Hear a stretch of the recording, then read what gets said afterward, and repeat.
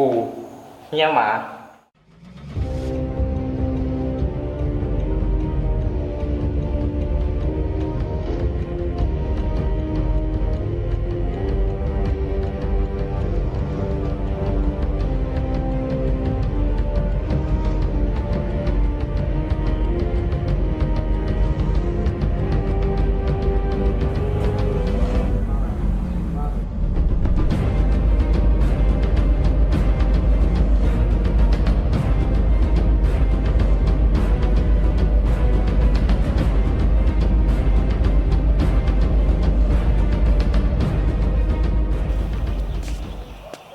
เอาเฮียเครื่อง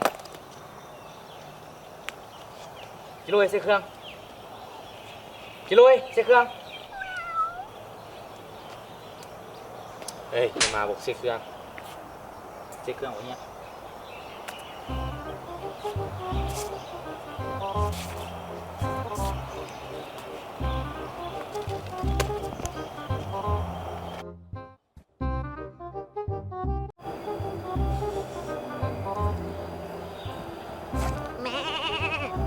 จะไหนกินเลยเครื่องผ่านวะ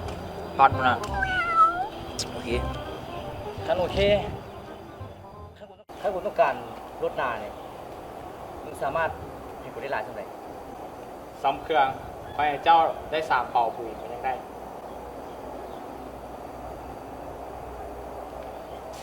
ดีได้หอดรถกินครับเฮ้ยนี่มาเราได้เครื่องมาเขาจะไปส่งอยู่ประเทศใดอยู่ชายแดนประเทศอิตาลีโอเคแต่ว่าประวัติของบักฟลอกับบักเคเลนี่มันมักโกงได้หัวหน้ากูเบิ่งยันตาเนอะกูช่างซบตามันระดับกูนะเฮี้ยมานะผมยอมเสียหัวไอ้ไผ่แล้วสิให้2 คนชูเฮาเห็นแล้วแหละขั้นสั้นเขาต้อง2 คนติดตามมันโอเคเอ้ยเนี่ยมาแม่งหน้าก่อนตีเลยอันเครื่องรอดหน้าเขาสิหาไม่ขอทันบ่นี่หาทันบ่หาตัวโกงมาเลย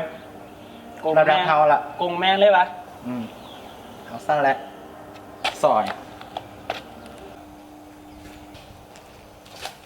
เฮ้ยสุสิโกงเฮียมากูวะ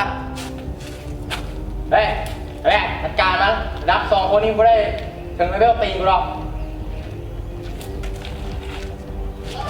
เลยเห็นไหม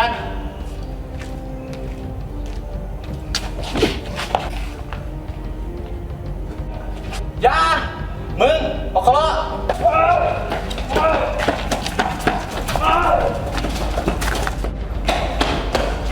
เฮ้ยไปใส่แล้ววะกิโลไปทางนั้นไปทางนี้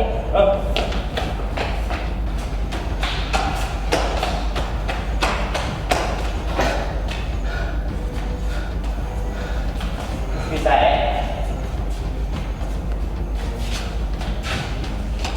มึงบรอดตีกูดอกมึงนี่นะเห็นไหมปล่อยกูนี่มึงนี่มึงต้องตาย